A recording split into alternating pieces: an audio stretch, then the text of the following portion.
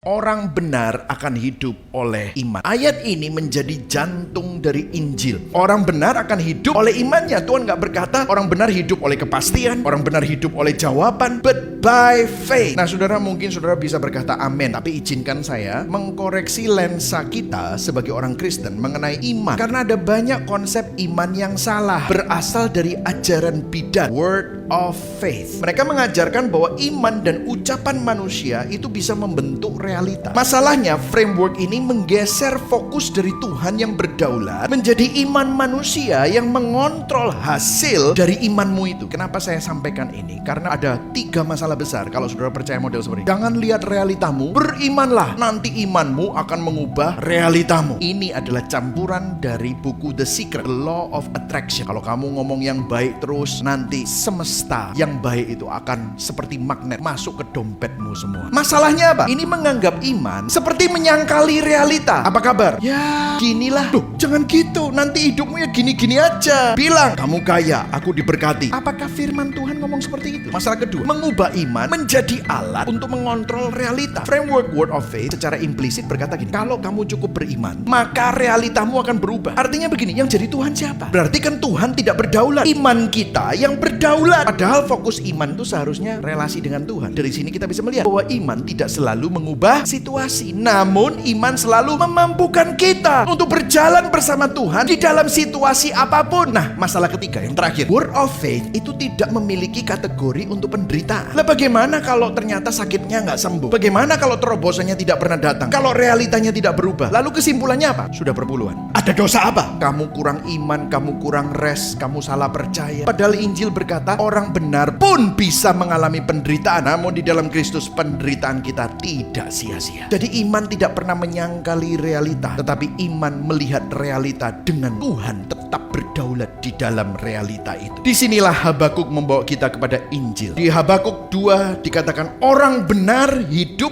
oleh iman. Kalau kita membaca ayat ini sekilas, kita pikir orang benar itu adalah kita. Siapa orang benar itu? Disinilah setiap kali tokoh Alkitab itu memiliki narasi dalam ceritanya. Saudara harus tahu bahwa Alkitab selalu membawa bayangan. Orang benar di sini mengacu pada satu pribadi. Pribadi itu adalah Yesus Kristus. Yesus hidup dan dia hidup dengan iman yang sempurna. Kalau kita berpikir tentang janji Allah, hidup Yesus tampak bertentangan dengan semua ekspektasi manusia tentang janji Allah. Raja kok lahir di kandang, Sang Mesias kok ditolak umatnya, yang kudus kok rela menanggung hukuman dosa, yang tidak berdosa kok diperlakukan seperti seorang penjahat, Sang Kehidupan kok menjalani kematian maut, tetapi di setiap ketidakadilan yang dia alami, di setiap kesengsaraannya, di setiap penderitaannya, dia tetap beriman, dia tetap percaya kepada Bapa. Itulah yang Yesus lakukan untuk saudara, untuk saya. Mungkin masalah terbesar kita bukan iman kita terlalu kecil, tapi masalah terbesar kita karena kita terlalu sedikit memandang kepada Kristus. Jadi yang menyelamatkan dan menopang kita bukanlah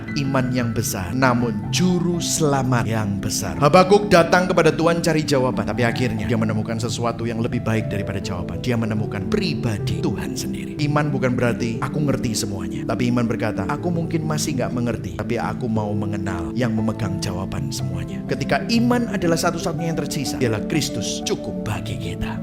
Amin, saudara.